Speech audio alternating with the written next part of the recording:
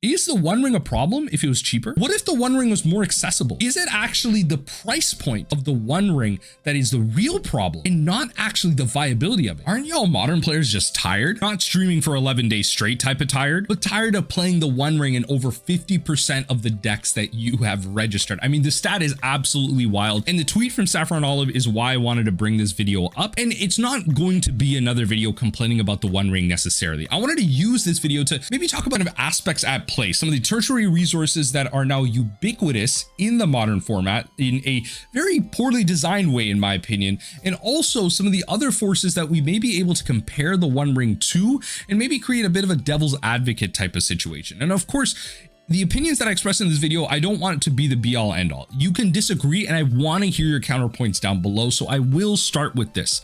Answer me this down below before you get into the video. Do you believe the One Ring has enough answers to it in modern?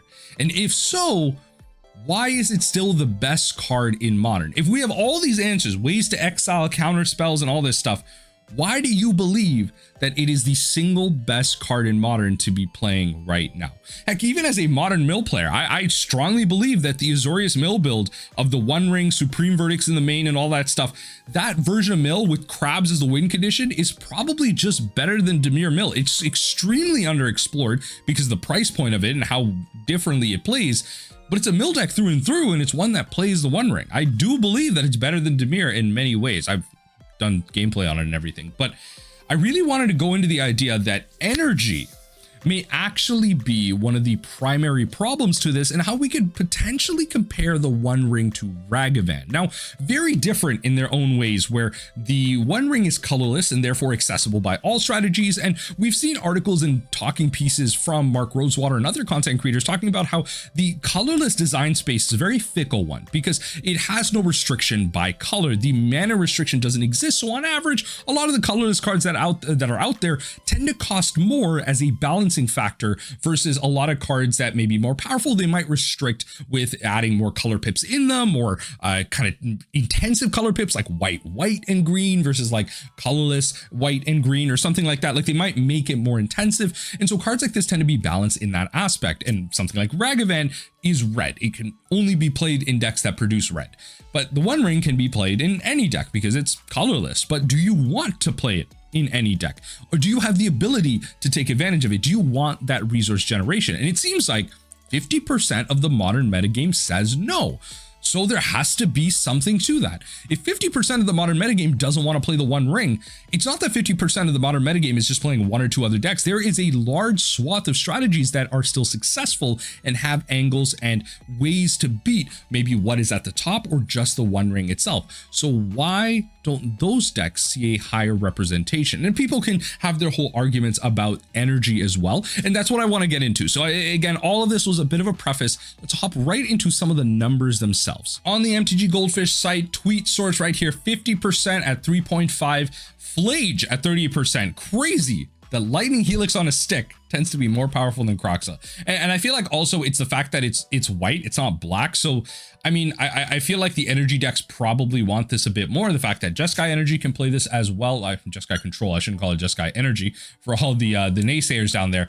Consign to Memory just being one of the better counterspells to come out in recent memory. I mean, the fact that it can counter, like, not only can it counter the colorless spell in being the One Ring, but as a One Ring user in Jeskai Control, if you're low on life, you can counter the life loss trigger on the One Ring with Consign to Memory. It's not a triggered ability your opponent controls. You can counter your own life loss trigger on the One Ring to give yourself one more turn of drawing cards. So again, that is just specific interactions against and with the One Ring that Consign provides you. Now, Consign does like a lot more in terms of like triggered abilities. It can trigger Cascade, it can trigger, it can counter Storm. Like it does a lot of things that honestly like Flusterstorm used to do. This card is like, in my opinion, just a better counterspell in modern. Flusterstorm has more applications in Legacy where you have like more counterspell wars, a lot more free spells. So Flusterstorm has value there. But again, Consign to Memory just feels like a better counterspell in modern. Obsidian Charmaw can be seen as like an answer to the One Ring in the sense that this card is like red for a 4/4 with flying that says when it enters the battlefield, destroy non-basic land an opponent controls against a deck that plays the One Ring. It doesn't destroy the One Ring, but it generally is brought in as an answer against the Tron decks as a way to stop the Tron decks, destroy a colorless land and stop the decks that are trying to power out the One Ring, and potentially act then as a beater against like Karn the Great Creator that it can fly over top and destroy. So Obsidian Charma can be like destroying the One Ring adjacent, Galvanic Discharge just being one of the better ways to generate energy.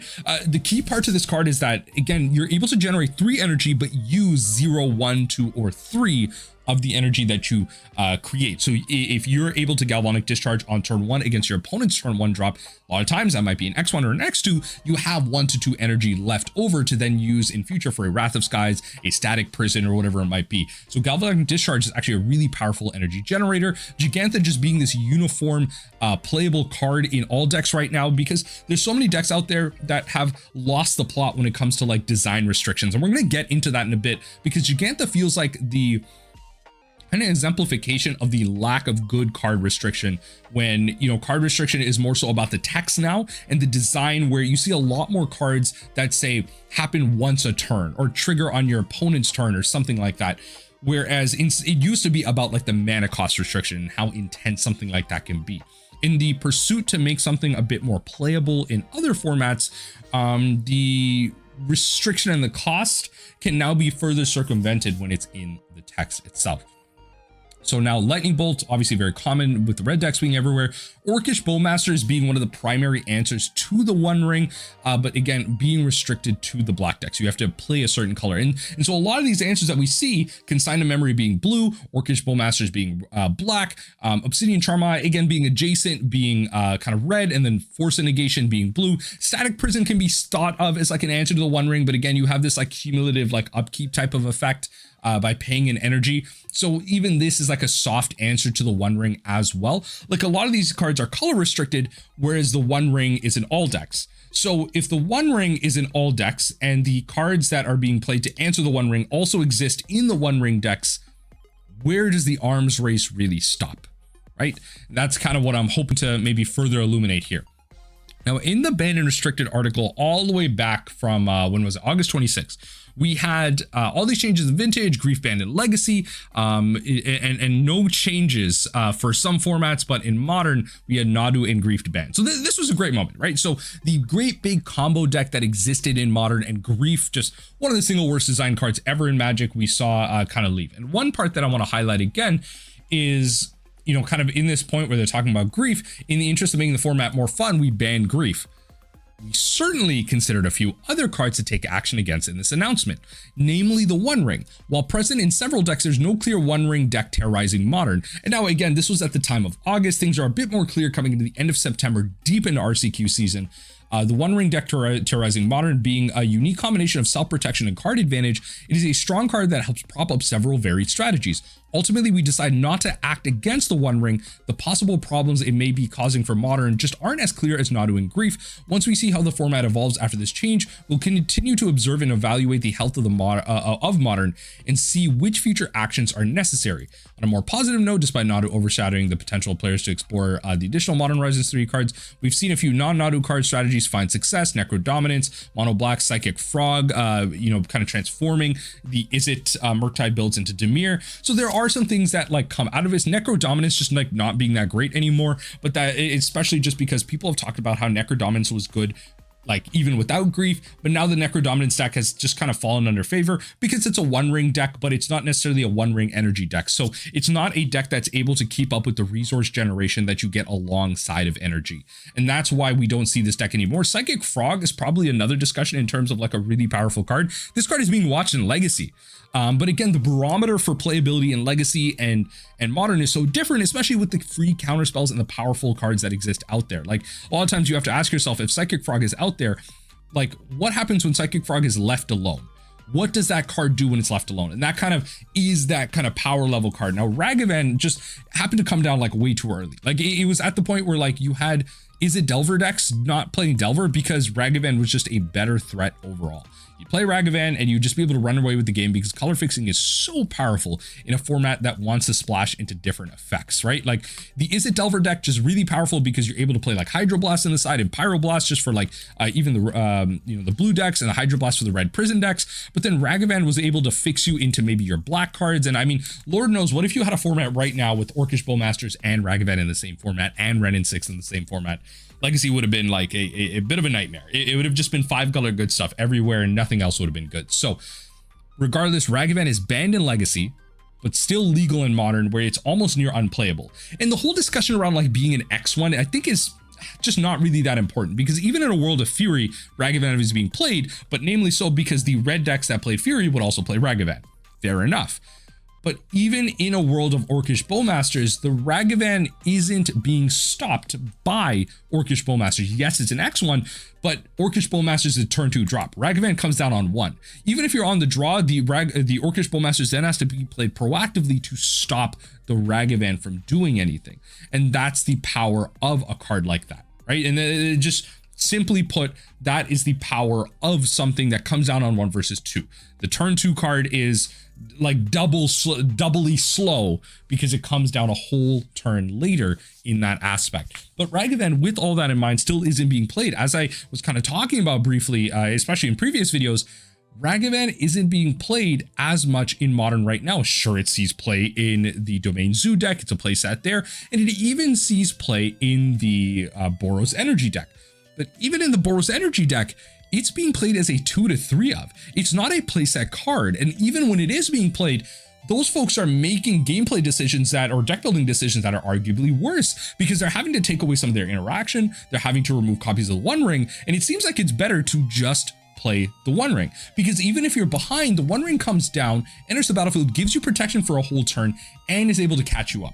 4 mana to give you protection from a turn and draw 3 cards, and if it stays around, draw you even more. The life loss is not even relevant at all, especially when played alongside something like Flage, where you're able to make up for the life loss over time, and you're able to draw into so many cards that at that point you're discarding cards and then able to more reliably play out the Flage. Again, really powerful when you bring it in combination with other cards that exist in Modern right now, and this was kind of the philosophy in the ban at the time. If you look at the Modern metagame, we can see, right? This is a One Ring deck. Look, One Ring right there. This is a deck that answers the One Ring because you're playing Psychic Frog and Orcish Bowmaster, so you have the tempo control aspect of this. So Dimir Murktide probably playing a crap ton of kind of main board counter spells, a lot of main board interactions such as Force of Negation. Mardu, again, Orcish Bowmasters to answer the One Ring. Ruby Storm, a combo deck that preys on the energy decks. So again, a deck that has come to the top to answer those decks. And you could probably say that about Goryo's Vengeance and Living End as well. Decks that answer the top of the metagame. Jeskai Control. This is a energy One Ring deck with counter spells. This is an energy One Ring deck that is aggro. They're like, in my mind, they fall under the same archetype, right? Domain Zoo, a deck that just does busted things, and I think that's the crazy part about this. I really like the fact that Domain Zoo is actually at the top of the metagame because it does not play the One Ring. It just has a lot of busted interactions. It plays Giganta as a companion. It has Tribal Flames, which just, 2 mana for 5 damage, Leyline of the Guild Pact and the Draco, Ragavan on 1. Again, a lot of powerful things, and like 1 mana hard counter spells, right? Once you have Ferocious online. Through the Breach is a One Ring deck. Eldrazi, all these Eldrazi decks, a One Ring. This is a One Ring deck. This is a One Ring deck.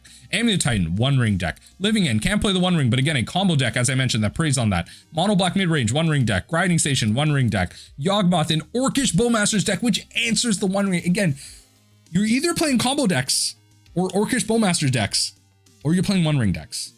But with all these answers that exist out there, why isn't the One Ring being stopped more? Why aren't there more ways to stop what's going on in this Modern metagame? If Boros Energy is everywhere, if energy is everywhere, why don't we have ways to stop these decks? I mean, heck, we're playing Sun Cleanser a lot more in the sideboards. We see that exist in the white decks. But again, it feels like all the answers to the One Ring are colored sources. They're restricted to a certain color. But the One Ring itself is universally being able to be played everywhere. That is the design problem. That is the problem in and of itself with it. If it had a color restriction to it, which again, flavorfully so, wouldn't be great either. But when we talk about it from a flavor perspective, there's a lot of ways to answer this card as well. This is the kind of entire modern metagame that we can sink down into. And this is where we start to see the rest of the modern metagame really start to shine. I mean, Mill, Dredge, Boros Burn, Hammer Time. Is it Murktide still in here? Jet Shadow, 4/5 color Omnath, Naya Energy, kind of a bit of an extension of the energy decks, the Hollow One decks, the Rock playing Orcish Bowmasters, and then like heck, even Infect and Lantern Control. This is probably just a one ring deck if I'm gonna be honest. It just, again, all these decks that exist in the rest of the modern metagame that have very powerful aspects to them. I mean, again, like even as a Mill player, a lot of our cards just say each opponent. So if my opponent plays the One Ring, I don't even necessarily care, because I could just surgical away the cards that I really care about, and you can draw to your heart's content. The more cards you draw, the less cards that exist in your deck. Therefore, I'm able to circumvent and deal with the One Ring that way. So a lot of people have these strategies that are able to circumvent what the One Ring brings to the table. It's able to stop the value proposition that the One Ring has for the opponent, and you're able to generate more value, maybe even with something like Indomitable Creativity, being able to play something that gets your opponent to lose a bunch of life, sacrifice some things, discard some cards. A card like that is really powerful. Affinity sometimes being a lot more powerful as well, but Affinity primarily being held back by the fact that Karn the Great Creator is one of the best cards in Modern right now. Just being able to stop like your whole mana base is not a great look for it. But Modern has answers to the One Ring. It's just that everyone needs to collectively come together to do so, which is the problem. Everyone is trying to play, beat the arch enemy, which is the One Ring. But if they can't beat it, they just play it themselves. And when it comes to the restriction, this is an article about from earlier this year from Mark Rosewater, just to kind of title it here, why are there so many restrictions? And this is coming to the idea that there are a lot more effects now in Magic around once per turn. And we see this in Commander design, where cards may create treasure in a really easy way, but they'll only do so once per turn, which I think is a good thing in many ways. I think it breeds creativity, because you see a lot of cool engines that maybe you might now play other cards to be able to do so on other turns. And now, so, Mark Rosewater highlights why restrictions like this are important. So our thought about this time is it's okay to use once per turn a little bit. From there, we start making good use of the tool, and to help us do something that other tools couldn't. As we had success with this tool, we started using it more. We understood that it wasn't hiding vegetables, but we thought that the gameplay was good enough to warrant it. Through iteration, we learned different things in terms of advantages. And the reason I wanted to bring this up is we have the idea of the One Ring being able to use once per turn, right? So you tap it, and that's one of the ways that you balance things, right? So you may have an ability that's really powerful, but you have to tap the card to do so. And so that is a once per turn effect. How do you use that to your advantage? And how do you create a resource system that doesn't necessarily go too far? Because the One Ring does one thing that's a little too far. It doesn't draw one card per turn. It exponentially draws more and more and more. And again, all of this is flavorfully very great. But the single use effects, they're easier to cost. Okay, but again, the One Ring circumvents this, right? Because you add yes, you cost it at 4, but then if it gives protection and is able to then exponentially grow, get you more and more cards, shouldn't have this costed more? The One Ring should have costed like 5 or 6. Then it would have been balanced, because then you're saying it's easier to cost, which means you purposefully made it cost less because it's a once per turn effect. And you only gain the protection for 1 turn. Single use effects single use effects allows us more control when it gets used. So you allow more control when it gets used, but then you allow the control to get out of hand by adding a counter to the One Ring by giving you more and more and more cards. A single use effects allows us to give us access to larger effects. But it depends on how big that effect is, because again, if you're gaining exponential value, then it gets better and better and better. And yeah, you're not gaining exponentially more cards, right? Like you're gaining 1 more card than you did previously that turn. So you draw 1 card, next turn you draw 2, 3, 4, you're drawing more, but then the value of gaining more cards per turn is exponential. The value you gain from it, not the physical resource, is better. And so yes, you get to, better allow us to access to larger effects. But herein lies the problem to these single use effects. In designing for single use effects, you have to be careful as to this kind of larger effect angle that you have. And then finally, a single use effect allows access to more abilities. See, it really depends on how far you take this, because even Mark Rosewater, again, in this article is talking about when you limit the effect of certain cards. Again, the One Ring is a one-time effect type of card. You play it, you only get protection for one turn.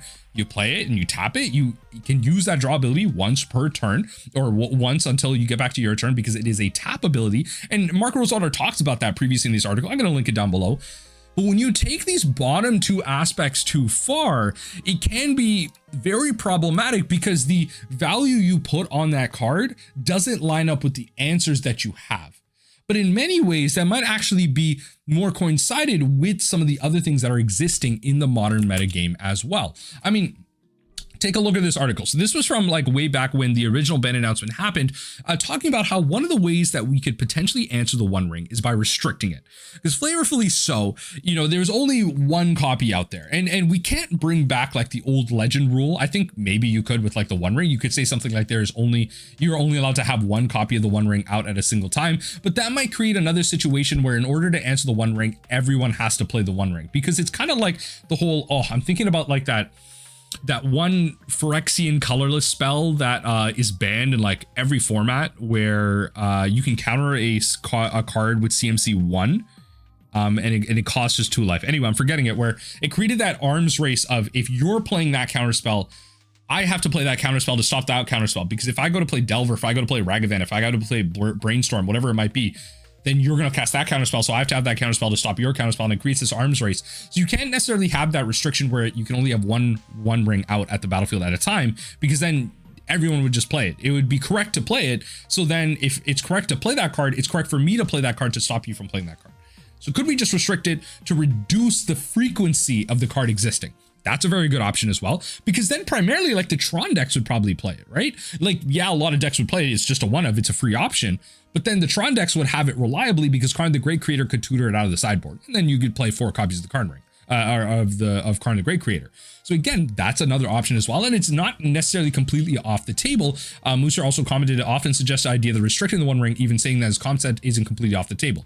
When you make a decision to make a format better, you don't really want to take account of lore, especially if there is a clear delineation where only Vintage has restricted cards. Completely fair. So you don't necessarily want to completely take into advantage the outside implications of how maybe a show, a movie, or an IP has generally portrayed a certain card, because a lot of people like tie a lot of emotions into that, and a lot of people's interpretation of that lore, like especially once that Marvel set comes out, people's interpretation of how a Spider-Man legendary is, or an Iron Man legendary is going to be very different based on like maybe a deep comic book fan versus a Marvel movie fan, right? A lot of people in the comic side of things have seen a lot of iterations of Iron Man, so they want to see Iron Man portrayed a certain way, but then, you know, the Marvel movie watchers may want Iron Man portrayed in their own kind of singular way as well. So lore can be a very tricky one, especially again where Vintage restricted cards. It's super flavorful and a cool idea, so it's not a 0% chance to happen. So again, they may go the route of restricting the One Ring, but they also want to be clear that we will ban the One Ring if we decide it's a problem. It's not immune to our decision-making process. It just hasn't been clear enough. And I think in a lot of ways, it's honestly pretty clear that right now in December, that is the next ban and restricted announcement. December 17th, I believe, is the specific date. And it's honestly, I could just, you know what, let's just go back a couple tabs to just like make it clear, because it says so in this article. The next BNR announcement will be December 16th. Okay, perfect. So December 16th, the next ban and restricted announcement. And that announcement, something will happen to the One Ring. I think it's like 80% clear at this point. Either it will be banned or it will be restricted. Probably banned, less likely so restricted, extremely unlikely that nothing happens. So what happens now for the One Ring? What happens right now as we have to go through an RCQ season and multiple months of the One Ring, October, November, a little bit of December as well. People are going to sell out their One Ring closer to December. Fair enough. Like a lot of the price is just going to keep climbing and climbing and climbing, and people are going to be worried about it. There's going to be a bit of a crash. A lot of local game stores may not look to buy the One Ring. They might be scared of what's happening in terms of like with the ban announcement. Obviously, it still has play in a lot of other formats. Like it's still a very popular card in EDH, so it's still going to hold a lot of its value, especially if it doesn't necessarily get reprinted. So that's something to be you know, kind of happy about there for a lot of EDH players. But it feels like in many ways, the siloed design of the packages it's being played in is kind of what's holding it back, right? The One Ring is being pushed forward and kind of the piece that everyone is yelling about, when in fact it may actually just be energy. And I mean, at the end of the day, one of my favorite tweets from Edgar here, a local Toronto Magic Savant Spike and Pro. Y'all know there's always going to be a best deck, right? And so this is why I wanted to focus this conversation maybe a little bit around the One Ring, but also around the fact that it may actually just be energy that is the problem. And I talked about this in a previous React video I did with the 3-3 Elk video around the most played cards in Modern and design specifically. And their video was talking about how design around energy may be seen as a problem because it's designed in silo. It's designed in one set. Energy and mechanics previously were designed over time through multi-block sets being brought back, returning to Ravnica, returning to Ravnica, and then returning to Innistrad to go like, you know, for your mom. I don't know, right? Like over time, we've had the increase in viability of certain strategies. Now, the current design is we don't have block sets anymore. A lot of people don't identify with them, and I would honestly blame the lack of involvement of the lore team in that. Magic lore is absolutely chaos and terribly made. But when it comes to design now, it feels like you have to get that now value. You have to grab people's attention. You have to give them a reason to buy into this set. And a lot of these cards that are playable now, I mean, Static Prison, Modern Horizons, Galvanic Discharge, Modern Horizons, Consigned Memory, Modern Horizons, Flage, Modern Horizons. Like again, forget the fact that Modern Horizons 3 is block constructed, but again, a lot of these cards that are played in energy are built and designed to be played around each other because Static Prison, Galvanic Discharge, Flage, like again, all these cards are similar in colors. And so you play them with each other because they are designed in the same set to be played together. They're designed in a limited environment. They're designed to create an energy package. And a lot of these cards are designed with each other in mind, not necessarily the original Kaladesh set to bring out the original energy cards. You aren't seeing Aetherworks Marvel or that like one green card that lets you like, I think it lets you look at the top couple of cards for like a land and then it gives you 2 energies and enchantment on ETB. You're not seeing the playability of these cards increase. Those cards were tested maybe by Aspiring Spike, but this silo design creates these like envelopes of and pockets of play that are really powerful together. But once one of the cards in these packages gets banned, it's not really that playable anymore. Like arguably, you know, Boros Energy is not even that great of a deck without the One Ring. It's really not. It's like arguably like an okay mid-range deck. And Mardu Energy was made in response to be a better mid-range deck that answers the One Ring as well. Arguably, Mardu Energy is better in that case. But if Orcish Bowmasters is bad, is Mardu Energy that great anyway? So what happens when the One Ring gets banned? The mid-range decks and the tempo decks probably rise up because right now with energy at the top, combos are available as well. And then we also have the Tron decks that also act to be this unfair access as well. So a lot of things kind of go rock, paper, scissors in their own ways. Again, if 50% of the modern metagame is playing the One Ring, the other 50% is looking to beat it, but that is a large portion of decks not even playing the One Ring at all. Whether or not it's trying to beat it, they may be able to circumvent it, and they may be able to answer some of the other decks trying to beat the One Ring as well. They're able to beat the combo decks, they're able to beat the tempo decks, such as the frog decks. And so a lot of the modern metagame is already kind of suited around this. I'm tempted to think the One Ring may just be a staple that may actually be less of a problem if it just costed less. The energy decks may actually just be the problem. It may be the fact that we created the design of energy around being played with each other, which is why the One Ring is helped there to support this package up. It's created this final piece that instead of just creating a design over time and going back to energy over time, we have all created these cards to work amongst each other, be held up by powerful staples in the format already, like the Ragavans and the Orcish Bowmasters and the One Rings of the world. Heck, even the Mardu energy decks are playing Ob Nixilis as well. Like again, really powerful cards that already exist in the modern format. But it may just be, again, as I've said for the third or fourth time at this point, it may just be the one, the energy package that is the inevitable problem here. The One Ring may be perfectly fine. There are enough answers to the One Ring. I mean, ask yourself this question. Let me know in the comment section down below if you're this far in the video. Is the One Ring a problem if it was cheaper? What if the One Ring was more accessible? Is it actually the price point of the One Ring that is the real problem and not actually the viability of it?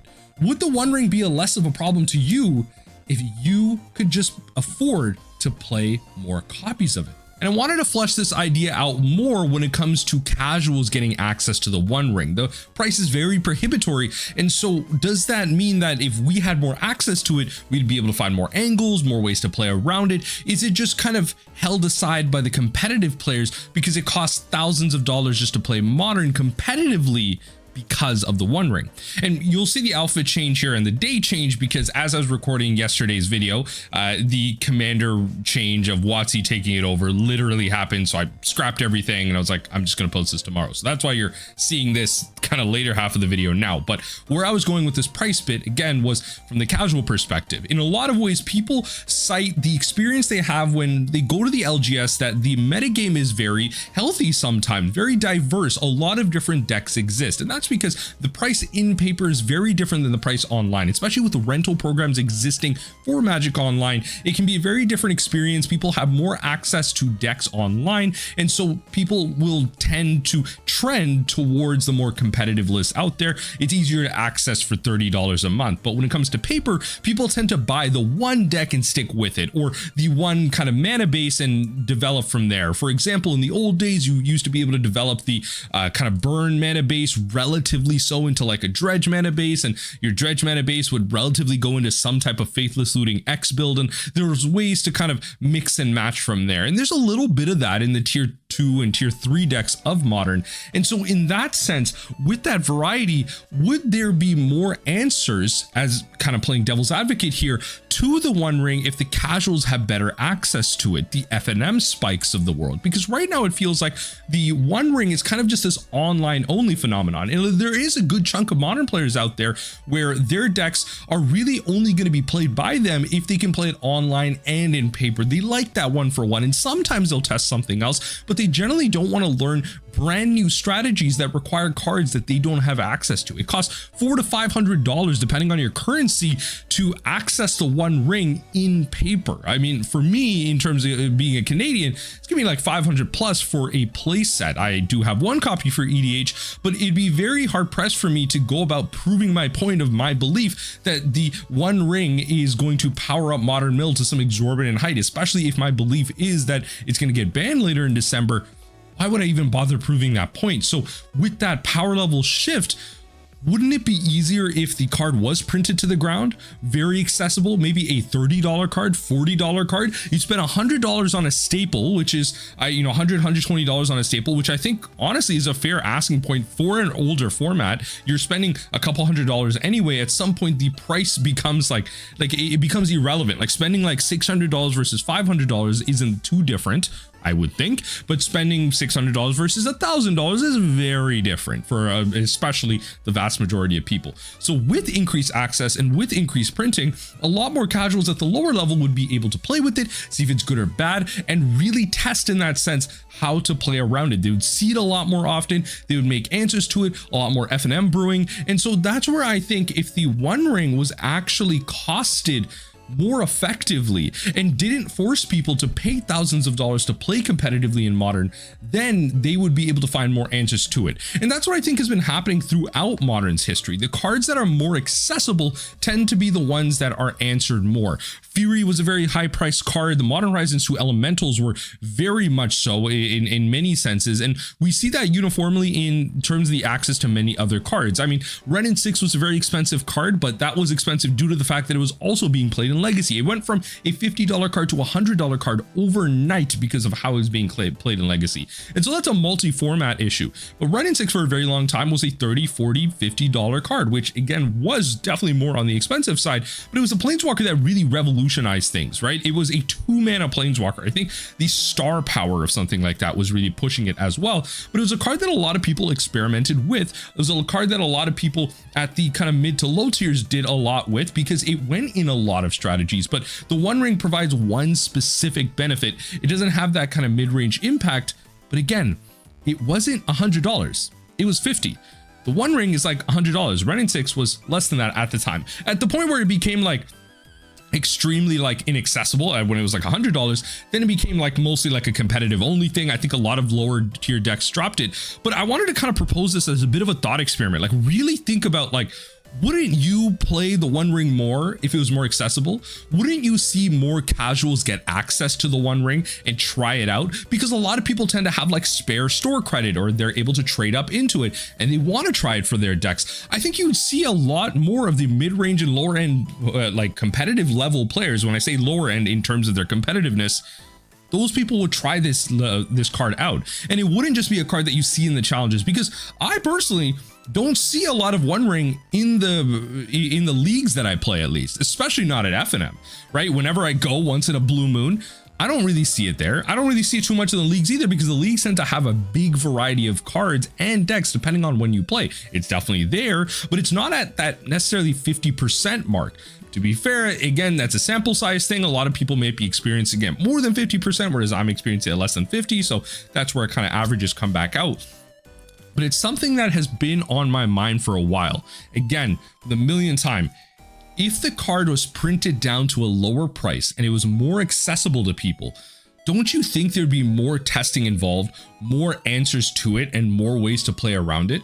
Don't you think that people would have less of a harsh opinion about it if the casuals were to get a hold of it and really play with it? Because in many ways, content creators like myself and the internet and the stats have a big way of impacting people's opinions. A lot of times people don't make that choice themselves as to how they feel about a certain item, about a certain topic, about a certain talking piece. And so something like the One Ring could be blown up in that sense. Don't get me wrong, it's a powerful card. At the end of the day, it is a colorless option that goes in every deck, and then the answers to it are generally colored, right? You have the Orcish Bowmasters of the world, you have the blue counter spells, you have the green exile effects on creatures, and like all this stuff. You have various different answers in each color that are available, but again, those are color restricted. And so if there were better colorless options, I'm sure the One Ring would be kind of handled in that sense. The fact that it's indestructible is honestly probably the big thing that's keeping it up. Yes, it gives protection, yes, it draws cards, but if it was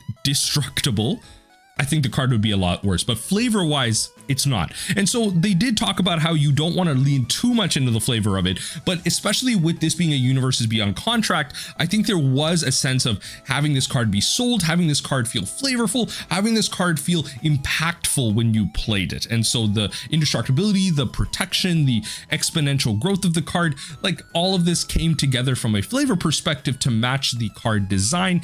But I think the pricing is what's ultimately holding it back, and that's what I wanted to put it out as a think piece. So let me know what you think in the comment section down below. If you believe that if it was reprinted more, would it actually work to be a playable card in Modern that wasn't a problem? Would it actually not be banned in December of 2024 if the card was printed to be a $20, $30, or $40 card? More accessible, maybe not accessible to all, but way more accessible than, you know, $500, $600 a copy at maybe $120, you know, for a play set.